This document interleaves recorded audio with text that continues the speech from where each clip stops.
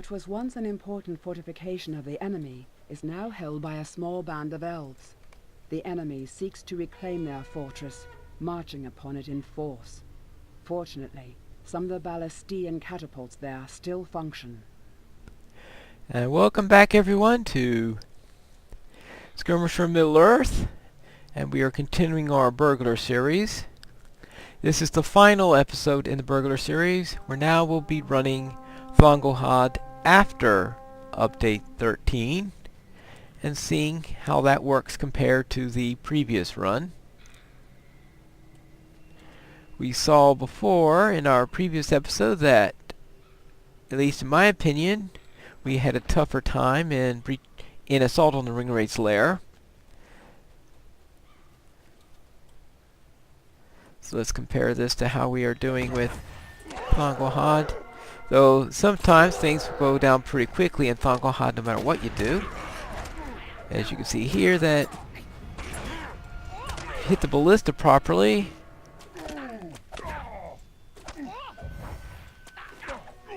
May need another cup of coffee. I've got 5 minutes left in this cup of coffee, so therefore... and this skirmish really needs coffee in order to make sure that you run back and forth properly. And there we go. Hopefully that wasn't a little bit too early, but we will see. Come and get me! That's right. I forgot to switch over to Gambler, didn't I?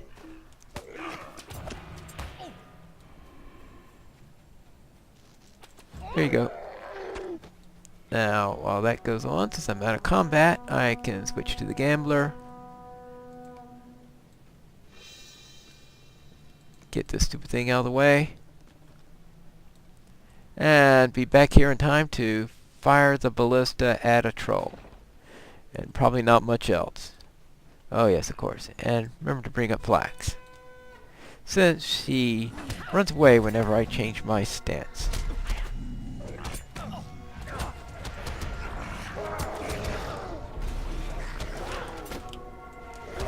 Yeah, unfortunately I don't have many tricks in Gambler stance, which is strange since right? There are card games where that involve tricks. Alright.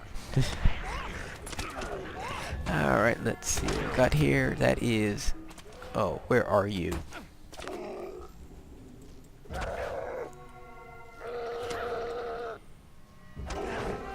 Alright, that is our first round.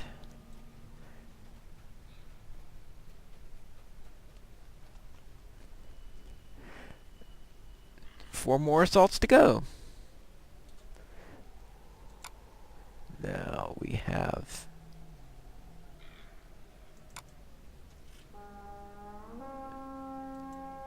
The previous one took 20 minutes to run. So we'll have to... Alright, I have to let the first one through. Oh, there's a tree. Yeah, good thing I let the first one through, because I definitely want the tree to be in the fire.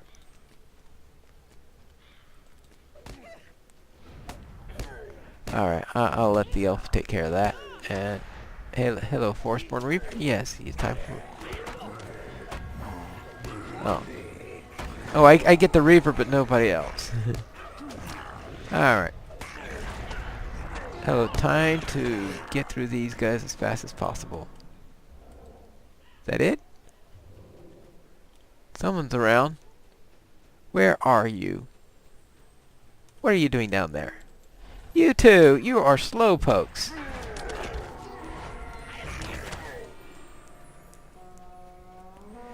Now to the east.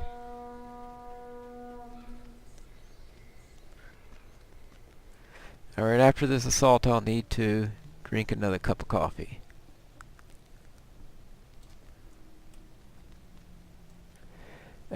We will, say about here. That might be optimal. And right, we'll see if I managed to miss them all. I missed the first one, but I guess that's no huge surprise. It's the rest of them, though, that are probably more likely to be hurt.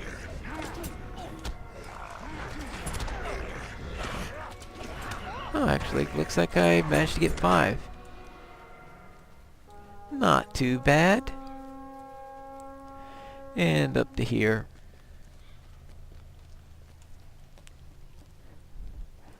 So this one, though, is probably more about using the ballista well than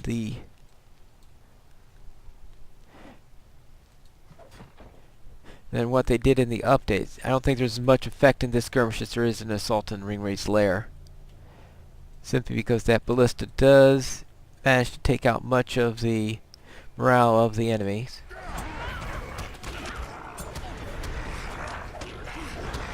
So many of them can be knocked down in 1 or 2 shots, assuming you hit them before.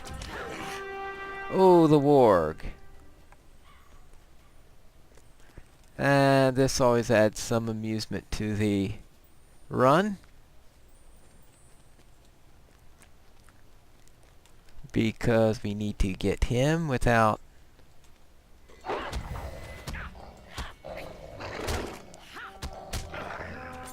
and from the west ballista, and of course the west ballista is way down on the other side, so let us alright. Hello, oh, hey guys, I'm here. No, ignore the elf up there. You're supposed to come after me. Me. Here, hit me. Well. Yeah, I know, Pine Leaf is better at being a tank than I am. Alright, silly wardens. Alright, let's see. Alright, that's one down, and now I gotta fight all these people without benefit of that ballista. That is in my opinion, the toughest encounter in this skirmish, simply because you've gotta wait. You might be able to wait for the warg to go a little further down the road and maybe get it after the first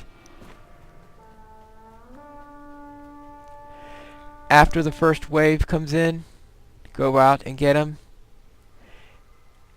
and that gives you a little bit less time. You have less time in order to go out, seeing that but you consume less time, and of course it's possible that you may miss the warg in the process. So that's one of the trickier ones to decide on. Alright. So it's probably the one that if you don't need it for the deed, you might just want to skip it.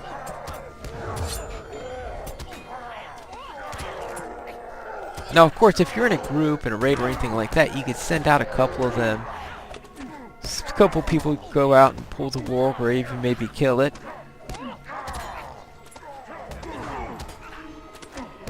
Someone still at the ballista, and of course a group of people to bring the rest into the ballista.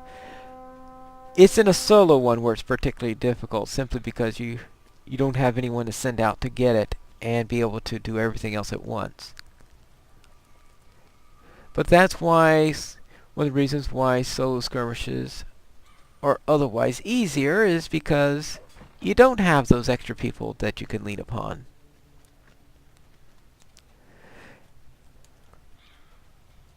Here we go.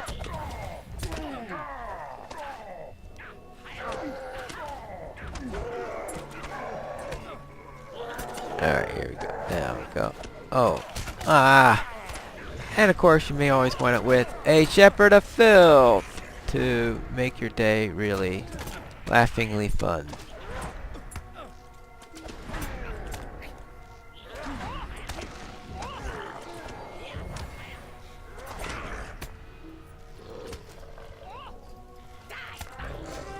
Alright.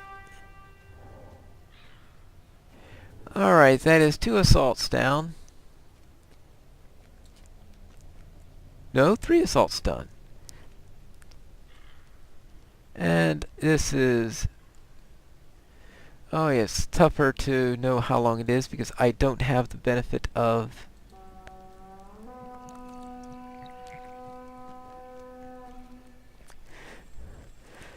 the benefit of looking at a buff for tier 2, since this one is being done at tier 1 because the previous one was also done at tier 1, so comparing them at the same tier. Oh, Grudem! Oh, a lieutenant and Grudem at the same time. Oh, isn't this going to be real fun? Here you go. Fine. Now, let's take care of that. Alright, good. That's one less thing I gotta worry about. At some point, Grudem is going to be... yeah, here's Grudem here. So I'm going to go after him next. Oh, you stunned me before I can do anything! You are evil. Alright. Okay. And of course, inevitably, if you do that, the next run will come from the east. And you will do something like that, like hit the scouts instead of the main force.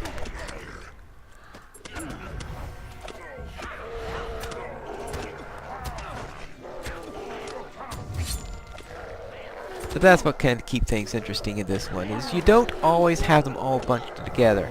I think in the early days of this skirmish, they did tend to be always bunched together like that, which made things a little bit too easy, so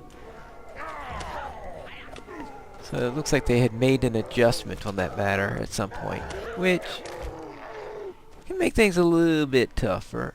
And oh, there she is. For a moment there I was wondering, where'd she go? Where'd she go? I had a case where the other day on another character where I was fighting someone up there. It wasn't Grudem, it was the sorcerer or Angrim or whatever he is that walks down the road and patrols down the road.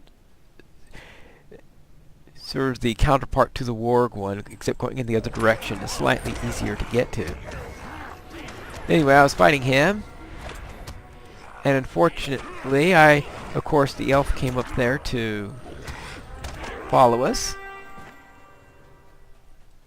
So she was standing up there when the drake flew over, and it demonstrated that yes, the elf can still see the drake if she's close enough to him. But she managed to solo the drake before I realized that she was fighting the drake, which I guess is better than seeing the message, "You have lost a skirmish," because the crazy elf went after the drake by herself. So that means that under circumstances like that, you do need to pay attention to where the elf is located, or maybe look to see whether that green bar is going down, because green bar going down and you don't see her in the area, she may be going after the drake. But that's the first time in years I've seen her go after the drake. It used to be a common affair, and because she could just be on the regular ground area and it happened. Now it looks like she has to be on near the west ballista in order for it to happen, and that's not all that common.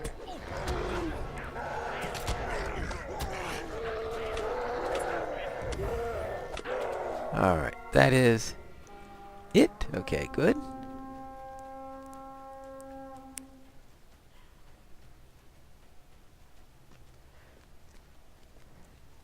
Oh, which lieutenant do we have now? I don't know. Oh well. I know whatever decision I made there was the wrong one. Venomous Blood Arrow, yeah. Venomous Blood Arrow probably should have. Well, the Blood Arrow's not too bad for the burglar as long as I have my Addle. Between Addle and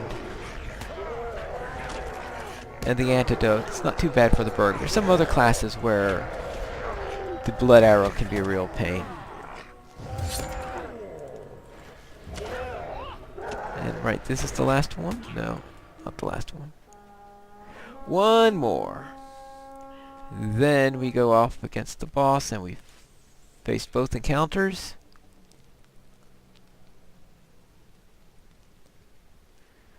Oh, that looks like a goblin there. Which one is it? Seen that? And the goblin seems to be with the large. Or is that a pale trapper? No, it's a shepherd.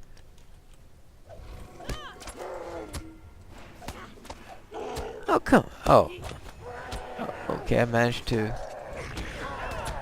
I don't know how he's managed to stop that. Especially since my attempt at stunning him completely failed.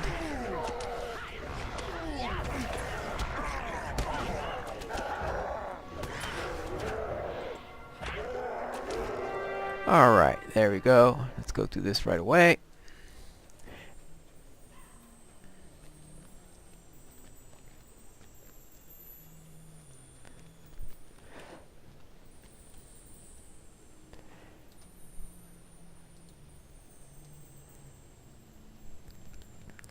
Now, what have we got? Waiting for a friend.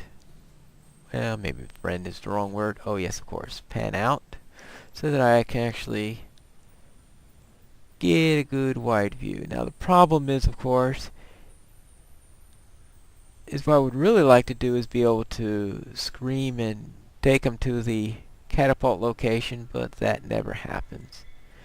Simply because he'll be following flax. Yeah, they're never going to be able to get him there. Actually, if I can get... So what I am going to do instead is do that. Riddle him. Set up nice and carefully so I can get all the...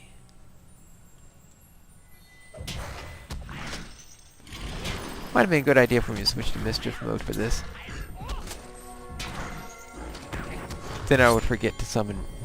Then I would forget to summon flax, right? Alright. This way, this way, this way. Well, actually, he's not built up all that much momentum yet, so I don't think it really makes all that much difference.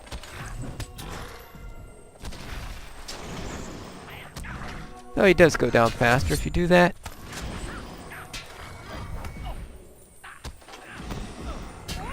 And there we go. All that for a bounty.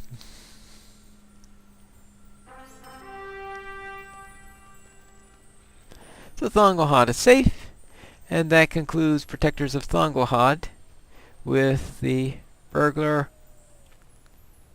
I'll include the time difference in the show notes so that we can have a comparison there. So it looks like it did take a little bit longer. So next time we will move on to our second class of our series, and that would be the captain, where I will choose 4 different skirmishes where I will run and see how the captain does in skirmishing. But until then, this is Pine Leaf Needles, and remember to skirmish responsibly.